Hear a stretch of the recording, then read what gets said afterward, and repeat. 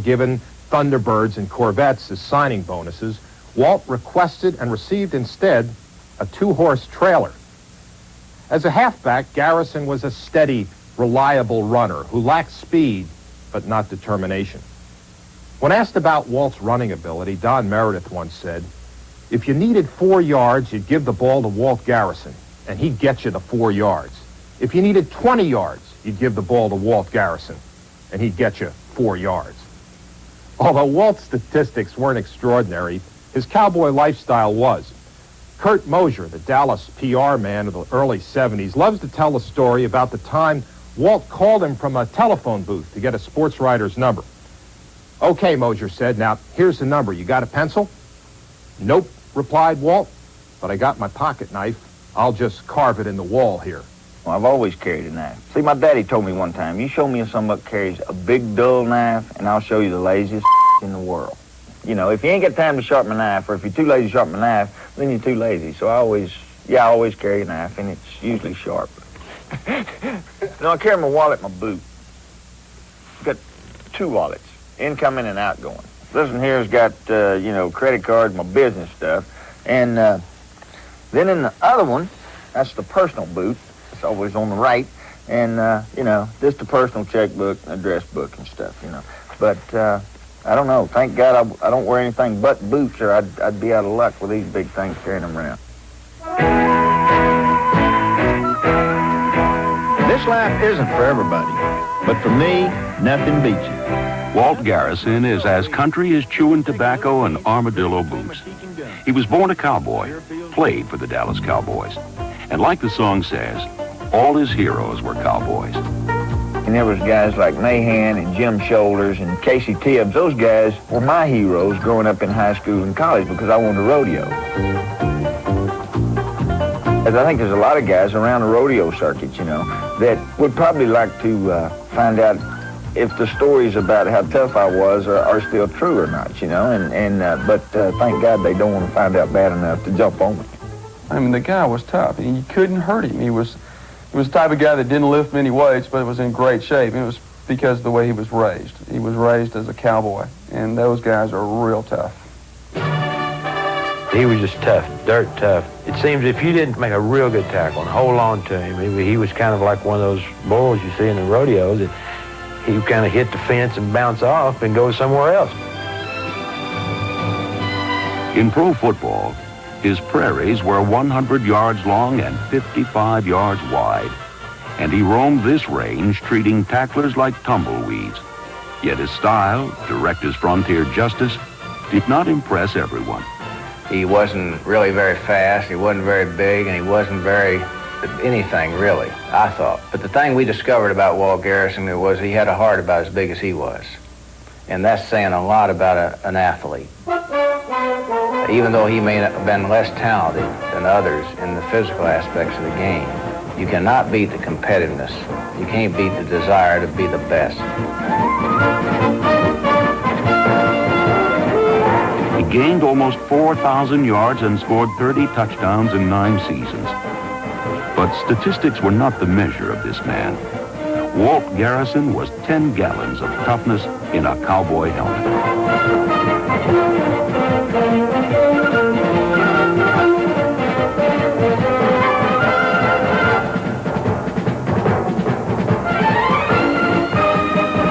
Garrison was a burr under the saddle, and defenders got saddle sore trying to tame him.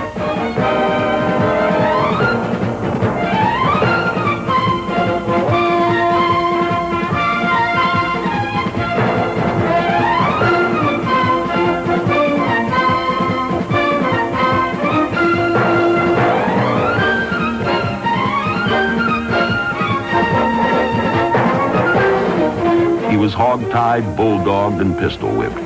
But no team or no player was going to run him out of town. Not even a showdown specialist like Dick Butkus.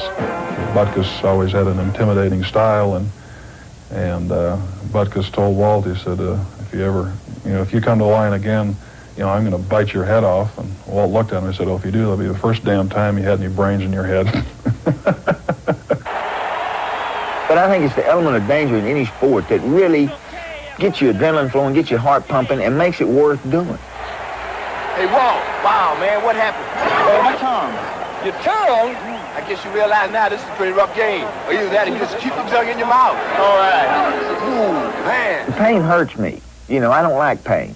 But they say that they define it, you know, a threshold of pain. Some people's is low, some is high, you know, and evidently mine is high. And he would never come out of a football game. He was tough, he was durable. In the 49er game, which he played, he had a fractured clavicle. His knee was bad. The doctor had to pull him off the field to get him off the field.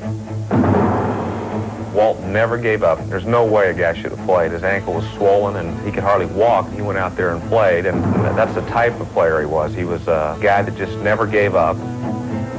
Garrison played with a broken collarbone, and it was fractured all the way through. He played the whole game, and I don't know if any of you all have ever had a broken collarbone, but it's very painful, especially when you're getting hit on it. When you think back about Walt Garrison, you think, you know, they really did chisel him out of iron or out of mesquite wood or something, because he was tough as a nail.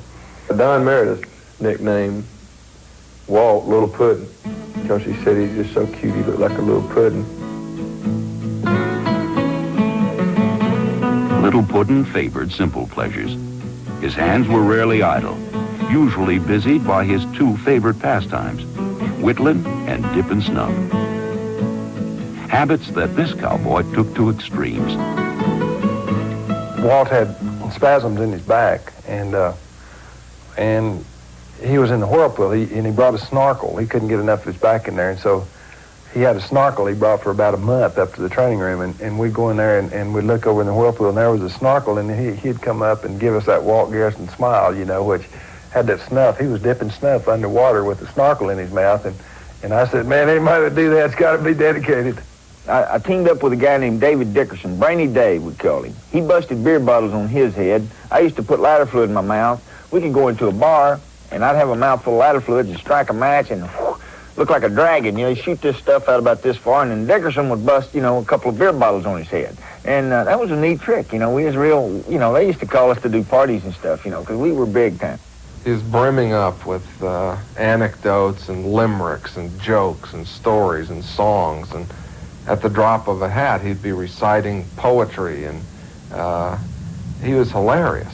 I took Charlie Waters over one night to Rustler's, and he was asking Bear Creek, you know, well, can you lay on the floor and spit on the ceiling? And the ceiling's like 11 foot over at Rustler's, this beer joint.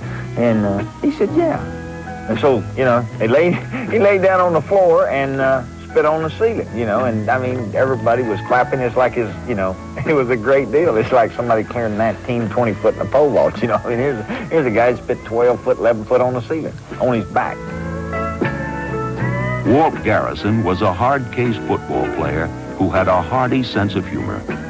He put in an honest day's work for an honest day's pay. He was a man who grabbed life by the horns. This America's Cup update is brought to you by Hilton, America's business address. Australia 4 is Alan Bond's best hope at keeping the American